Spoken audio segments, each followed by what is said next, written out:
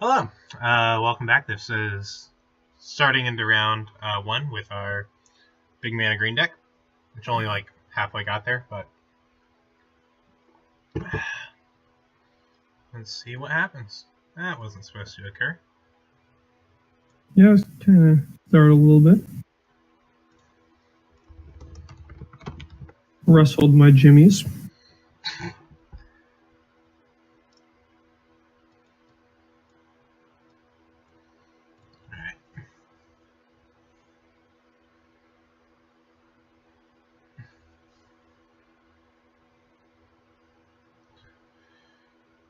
What kind of starting hand do we want with this deck? Probably some lands and some non-lands if I had to guess, but probably not this one, or maybe. Let's see. But, That's actually not bad. We've got a turn 1 and a turn 2. Yeah. And we have something when we eventually get to where we want to be, which is 10 mana. It's unfortunate we didn't get like a channel or something, because channeling an Ulamog turn 2 is really, really disgusting. Yeah.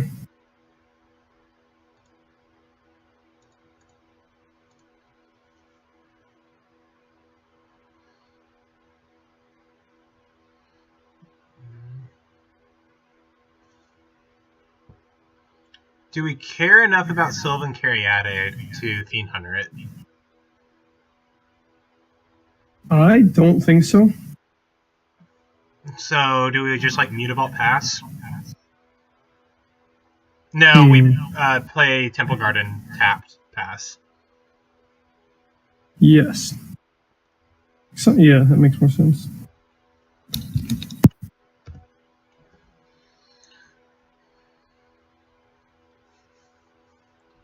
So, if we play Freyalise on turn 4, turn 5 with Nykthos represents 1, 2, 3, 4, 5, 6, 7, 8. I think we Ulamog on turn 5 if we get Freyalise down on 4 with Nykthos out. Turn 5 Ulamog is not too bad. Not perfect, but it's okay. Might be a bit off because I am. I'm certain I am because Nykthos costs mana to activate. So we play Stirring Wild with this turn because it's a green white tap land. Do we Fiend Hunter the Wall of Blossoms, or do we just hold on to it because they're going to get something scary eventually? We want to be able to get rid of it. I think we hold on to Fiend Hunter. I agree. I just wanted to see if you and I were on the same page. It looks like we have basically a mirror match going on. By the cards he's played, he's probably also a big mana green.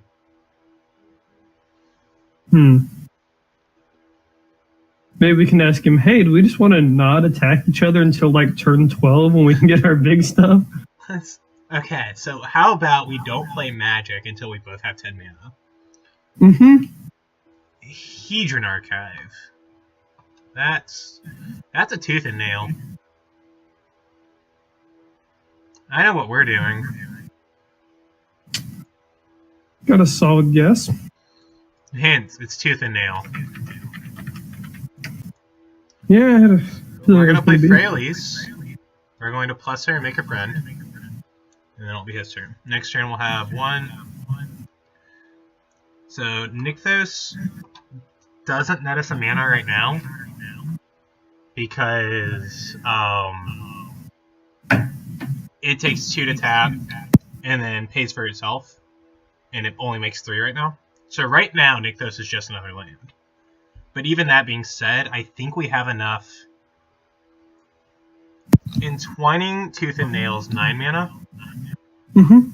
We have 1, 2, 3, 4, 5, 6, 7. So in 2 turns, we Tooth and Nail and put out something stupid.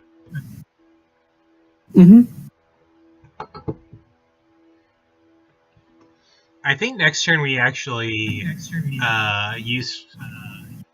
No, we need to make a friend with Freyalise, don't we? Yeah. You know what we want to draw? Big Scary? Gaia's Cradle. Big Scary would also do... That's generally what I want to draw. A Big Scary would also do it, because then we could just play Tooth and Nail without entwining it for 7, and put Ulamog and the other Big Scary onto the field. That's Thragtusk. I don't think we're worried about that, though. I think we actually Fiend Hunter his Thragtusk. No, we don't. That is not a good plan. Because Thragtusk isn't when it dies, it's when it leaves the battlefield. So he'll get the 3/3, and then when he kills Fiend Hunter, he'll get Thragtusk back and get the 5 life again. Yeah. So I think our play this turn is play and crack Marsh Flats, getting Tundra, in case we draw Show and Tell. And then use Freyalise to make a friend. I can live with that.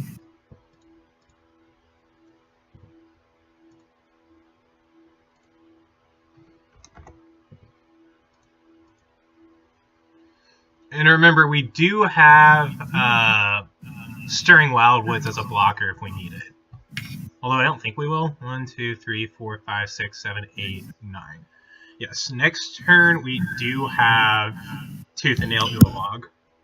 And probably just Emrakul. Because it's really, really hard to deal with an Ulamog and an Emrakul entering the battlefield on the same turn. That's why they come together. Although they're both cast triggers, so we're not getting their abilities. We're just getting them. We're just getting 2 scaries for what, like 9 mana? It's not. Yeah, we're getting a 10 drop and a 15 drop onto the field for 9 mana. For those of you that aren't engineering majors. What was that, man? I can do better than that in my Pauper Cube. Come on. For those of you that aren't engineering majors, that's a 16 mana discount. Cheers. I went to college for that. And nothing else. Alright.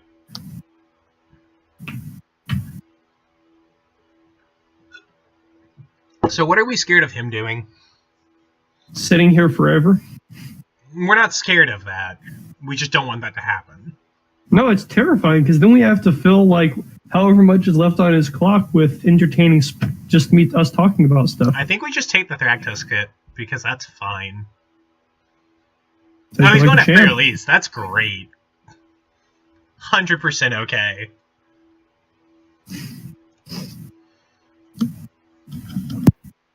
Like, he can even, like, shock Freyalise or something, and I don't care. Like, she can... At this point, she has served her purpose and can go down. Yes, a green-white shock. He has Sylvan Caryatid. He could do something weird. Could. Armageddon is dangerous. Yeah. We can't do anything about that.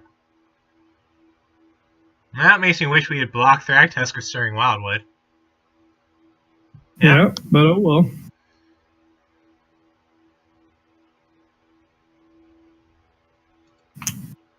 Pretty good turn from our opponent.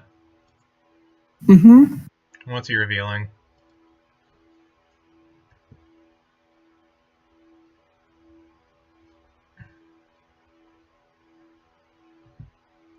Dragonlord Atarka, which he's nowhere near casting. But... No.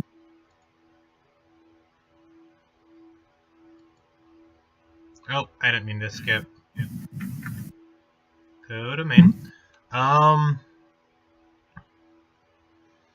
So we Nykthos, Addison's Pilgrim.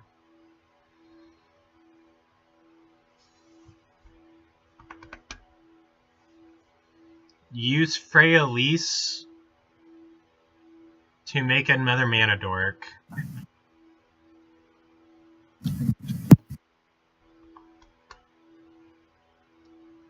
That seems fine. Not what I want, but fine. And then next turn we'll be able to cast Fiend Hunter if we need to. Or we can just not entwine Tooth and Nail and get Ulamog on the field. That is always an option. Or we can, hope to natural draw Thragtusk and then entwine it. Mm-hmm. Here's the big question. Do we trade off an elf to save Freyalise? I think the answer is yes. Yeah.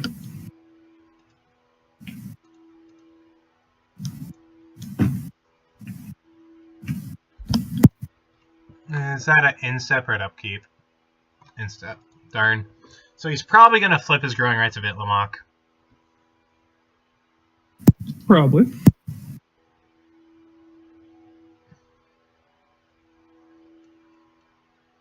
Resto Angel. This guy's deck's good. I wish we could say the same thing. Our deck's not bad. Not bad and good are two different things. You're correct.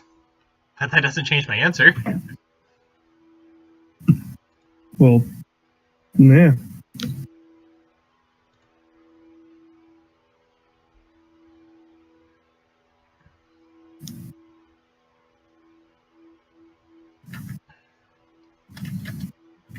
We can Knight of the White Orchid to get a land. Because he has 2 and we only have 1. That is an option. I'm assuming we're getting the white mana from Nykthos? No, from Noble Hierarch and Avacyn Pilgrim. Oh, you're right. We do have an Avacyn Pilgrim. I thought that was just another elf because they sort of look the same from over here. We could also... He's playing a Tarka next turn. Not if we drive to his house and punch him in the face and then just not let him play a Tarka. It's always an option. I suppose you're not wrong. It's not a good option under any circumstances because we'd have to figure out where this person lives and get there before he or she casts a Tarka. But we have 19 minutes. Let's go. I have to get a car first. We could... I'm trying to think of a way we can take him off a Tarka. I don't think there is you one. Didn't like my suggestion. The problem is he's wrathing us next turn because a Tarka deals 5 damage when she ETBs, and he will kill all of our people. So I think we Tooth and Nail, playing Ulamog and Knight of the White Orchid.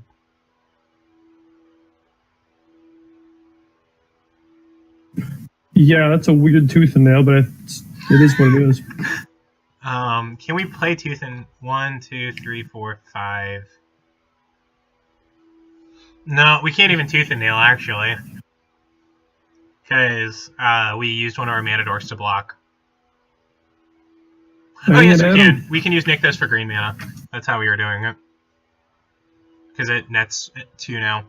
So that's 4, 5, 6. Right? Alright.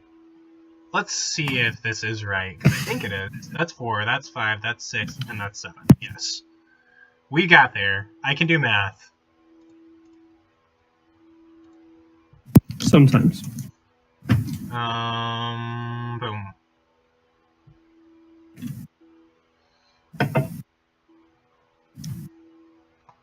We could also do Fiend Hunter and...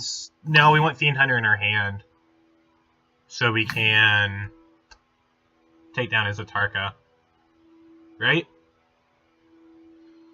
Yeah.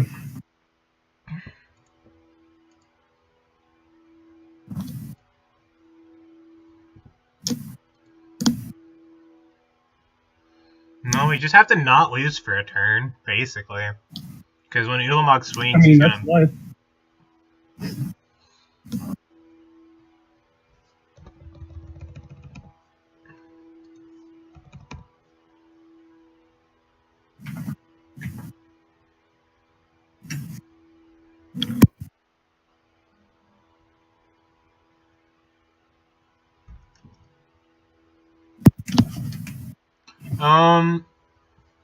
So we could minus Freyalise and kill his Hedron Archive or his Signet. Or we can plus... I don't think we need another Mana Dork, even as a blocker. Yeah. I like minusing her. Because she's at least taking 3 off of Resto Angel, so it's not like we're going to get to ult her and draw a new grip. Mm-hmm. So I think we kill the Hedron Archive, because I don't... He already has the green and the red mana to play Atarka, so the Signet fixing doesn't help. And him being able to draw cards off Hedron Archive might be bad later. That's true.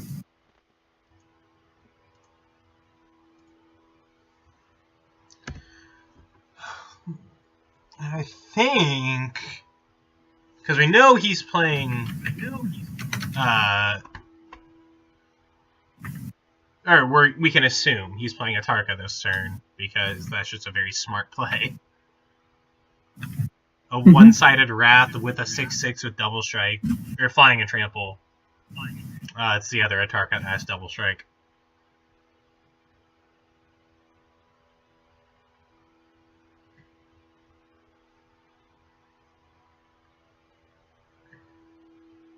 He's playing... Is he playing a Tooth and Nail? That'd be hilarious.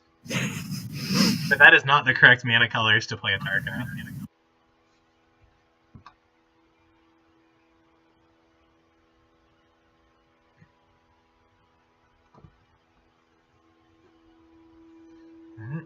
Changed his mind, apparently. Is he gonna figure it out? Is he gonna Genesis Wave? Corsair Crewfix. Interesting pick. I'll flip the top card.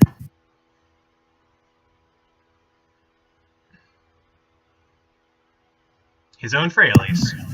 Lovely.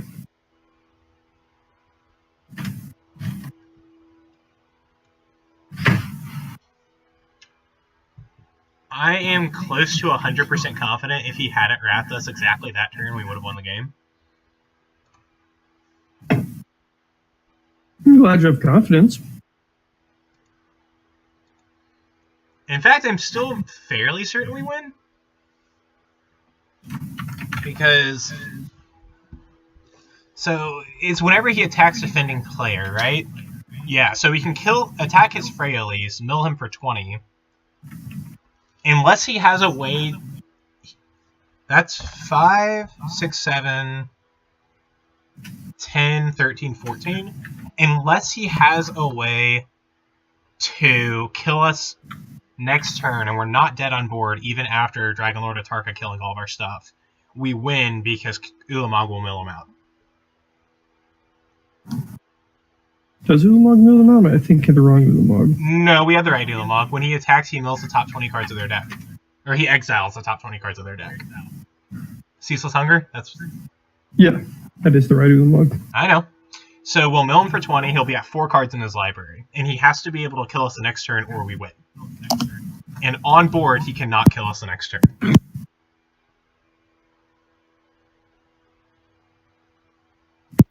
That sounds right, yeah.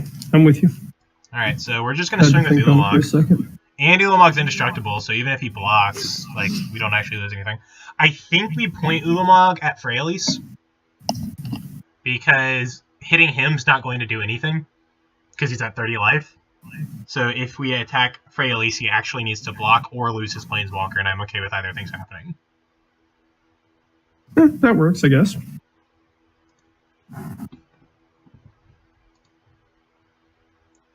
Yes, because we need that Exalted trigger on our Ulamog. This also lets us look at his entire deck, so we will know the rest of his cards. That's true. Alright, he has a Primetime. He has Blade Splicer.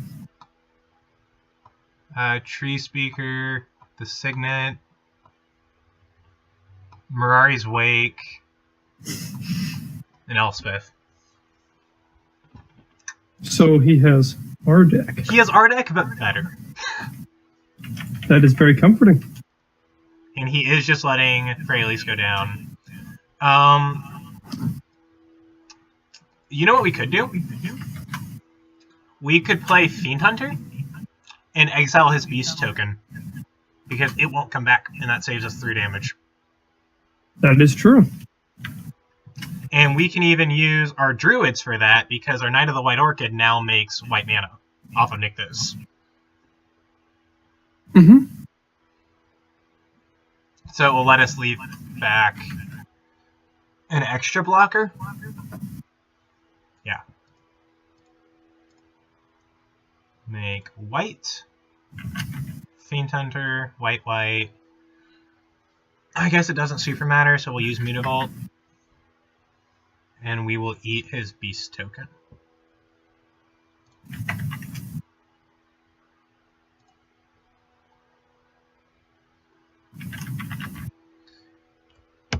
And just next turn, he's going to slam Emrakul and Storn, and then we lose.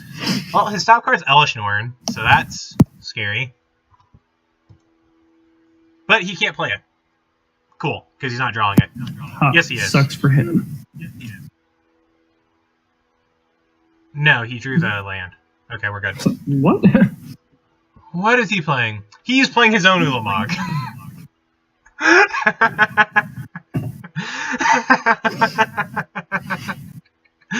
Oh, that's brilliant. Yep. That's something. Yep.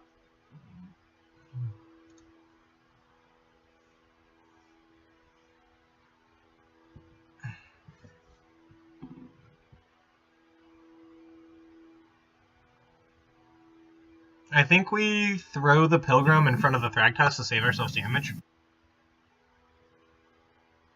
Yeah, damage is kind of not where we want to be right now, because he is big and scary. Well, we need to save our life total, because theoretically we win, which is a weird sentence, because he'll mill out first. Okay.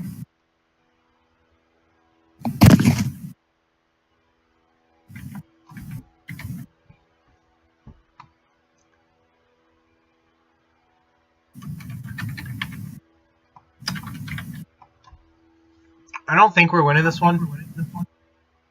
That's sort of what I'm more familiar with. So next turn, he's... Oh no, we just lose to his Ulamog. Alright, we'll call it. And on top of that, he's playing Elesh Norn next turn, so it's wiping our board. Yeah. It's a sweet deck. I like it. It's like what ours could have been.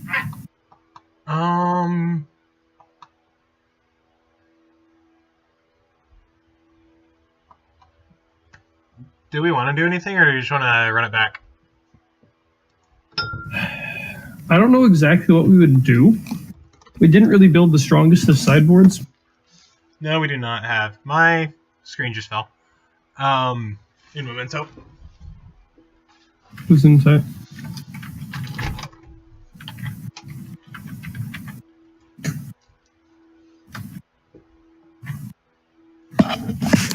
That'll work for the moment.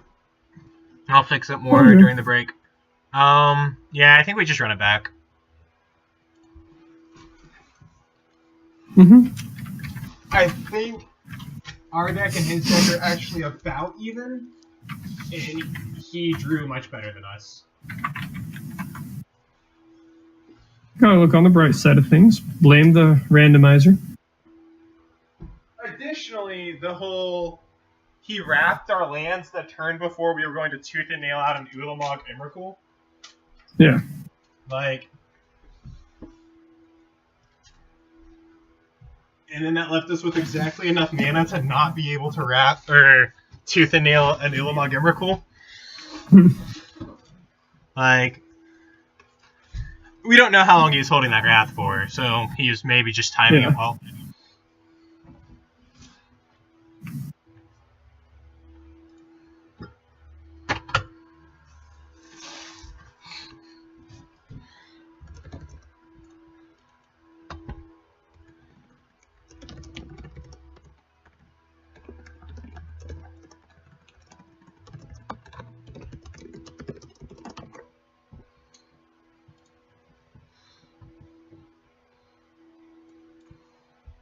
I like this hand fine.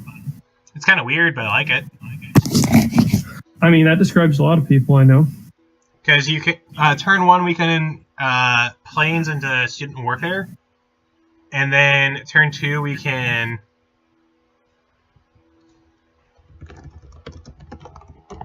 Green Sun Zenith for Noble Hierarch. Yeah. And then our Gaia's Cradle will be, that's looking at 5 mana on turn 3. It's not a small number. It's not a big number, but. And if we draw like anything else, that number goes up. Mm-hmm. That being said, do we just play planes turn 1, or do we fetch for a non-basic? I think. I think we I fetch. think we just do.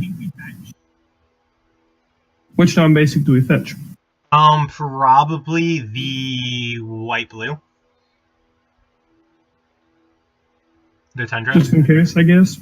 Well, the reason I want to fetch is we don't want to draw lands. We already have 5. So fetching will put less lands in our deck for us to draw. Okay. And in case we draw Show and Tell in something big, we want the blue mana. Yeah. I got you.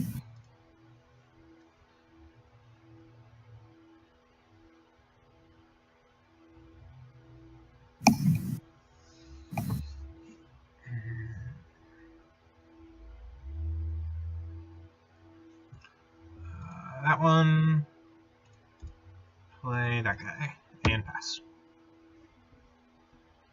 Student of Warfare is a neat card. Yeah. Alright, so we're gonna...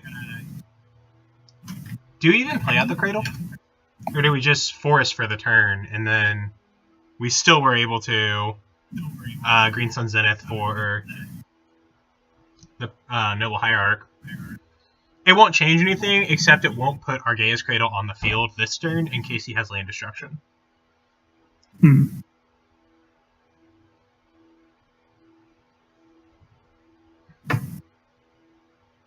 Or we can fetch for our other dual land, the green-white one, Savannah. And then we'll have both of our dual lands on the field. We fetched against our library's thinner, and we're still able to do everything we want to do. And if we get the Savannah, we also have the option of just doubling Student Warfare. That's true. Probably not till next turn, but yeah. We'll get Savannah. We'll Zenith for 1. Get Hierarch. And then swing in with Student Warfare. The best part about Green Sun Zenith is it shuffles into your library after you've used it. So it's not even like a waste to get a 1-drop off of it. Mm-hmm. Signet. So we double Student of Warfare. Or do we Primal Command and go get something? Because if we play Gaia's Cradle, we can Primal Command and get, like... we can put the Simic Signet on top of his deck, which... or we can put just like, his Forest. No, we would want to do the Simic, or the Signet, because we have Night of the White Orchid, so we want him to play lands. Right? Yeah. Mm-hmm. We're on the play. He's almost never going to have more lands than us, especially with our hand. I don't think we worry about that. So we could Primal Command, put his Signet on top of his deck, which sets him behind by a turn. Like, it resets his turn. And then fetch out, like, Ulamog or something, and we'll have 7 mana next turn. That sounds about right, but my math skills are not the strongest right now. Does that seem like a good turn, though? I mean, it's solid. I really like time walking him. So put non-creature permanent on top, search for a creature. That goes on top. Green. Green. 1,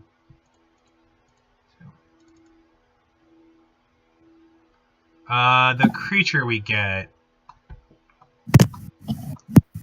Maybe Terastodon?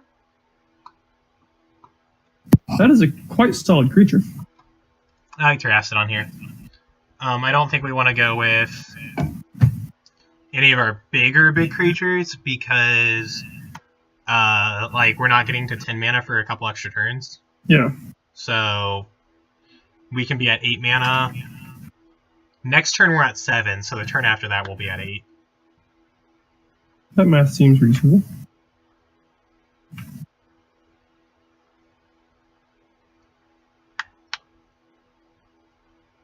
But just time walking them by putting their Simic back on top of their deck seems like a really good play. Mm-hmm. And then the rest of it's gravy, getting to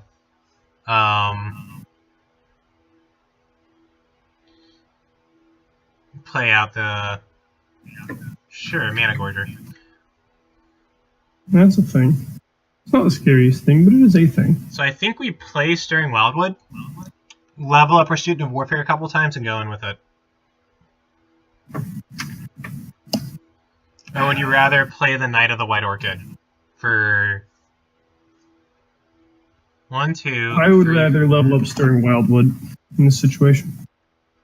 So if we play Stirring Wildwood, we'll have the Stirring Wildwood 2, 3, 4, 5, 6. I don't think that gives us enough mana to play Terrastodon the next turn. I mean, that Terrastodon costs 8, so... Yeah, we'll have 3, 4, 5, 6, and then the land we play for that turn, so 7. If we play Knight of the White Orchid this turn, instead of leveling up the Student of Warfare, we'll have an extra creature, so Gaia's Cradle will be worth 1 more. So the downside is we can still attack because Student of Warfare will be a 2/2 off of Noble Hierarch. We just have to do that pre-combat. Okay. So I think what we're doing is playing the Stirring Wildwood, sending in our Student of Warfare. Wait, we're not leveling him first? No, because we want to play the Knight of the White Orchid. So then our Gaia's Cradle is worth an extra for Terrastodon. That's right, yeah. Just throwing out some questioning, isn't it? Wait. Always yield. His Mana Gorger Hydra is always going to do its thing. And then he will probably hit us with the Mana Gorger Hydra. Like, I don't think there's anything we can really do about that.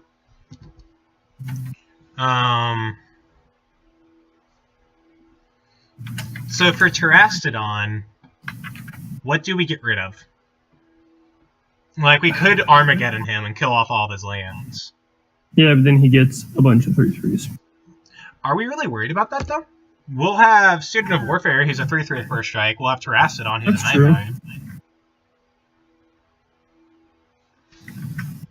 You make a mean point. So...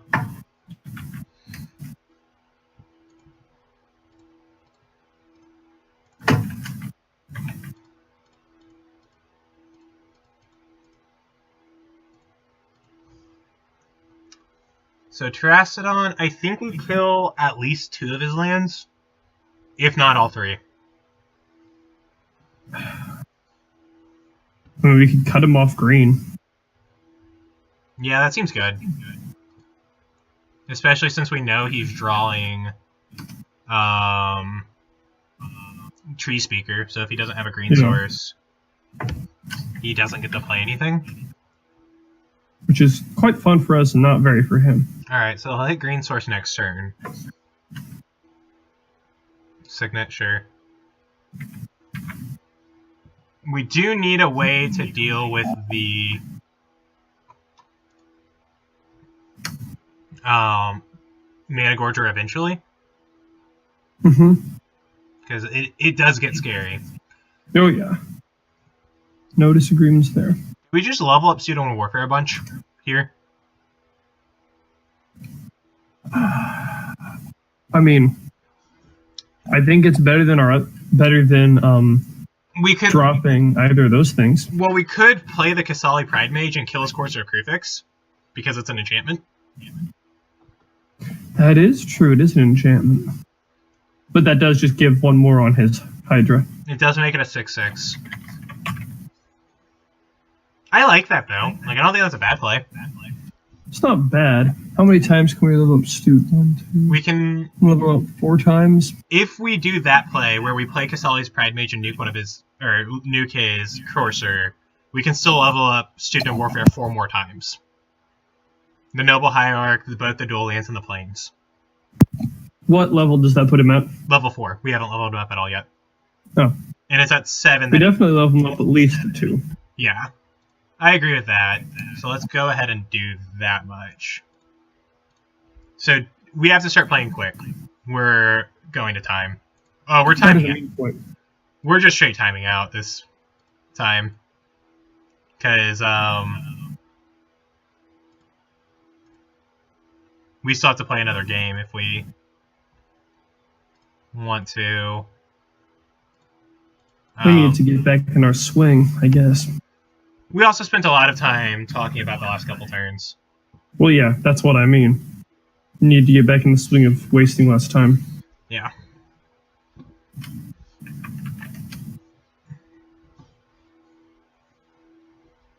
So at this point, do we just want to draw Ulamog and kill his Mana Gorger?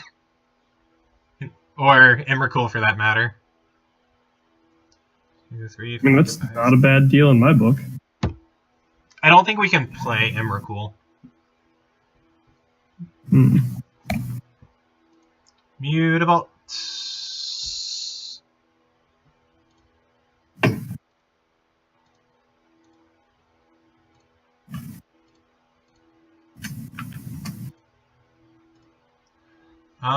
I think we go in with our Student of Warfare, who's now 4/4 Double Striker. That's a solid thing. So he's a 5/5 Double Striker because of Exalted, yep. Yep.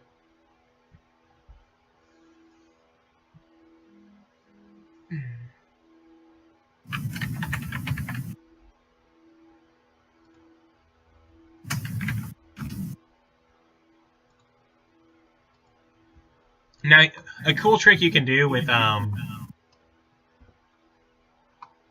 Mutavault is you can use it to pay for yourself to animate it, so then you have an extra creature for things that care about that. That's a Primeval Titan. That is indeed a prime time. Depressing. A little bit.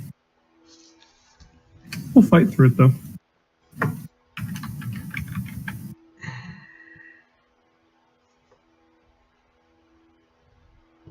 Alright, that's not what we wanted to get.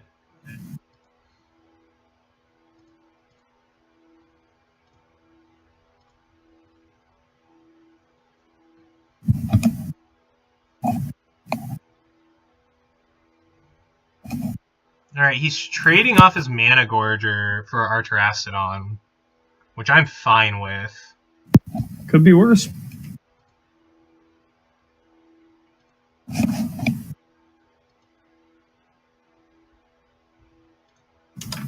And then play out the Avacyn's Pilgrim. Because now we have no reason to hold it since he no longer is getting...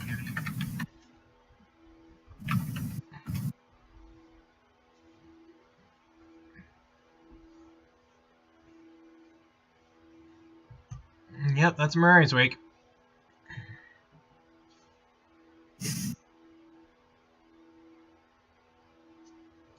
Okay. Good. Elish Norn. Good. And then I think, yeah, we just lose off of that swing. Because Elish Norn. But, positive side, we don't go to time. That is true. Alright. That was a fun game. I like that a lot. We'll see you guys for round 2. See yous.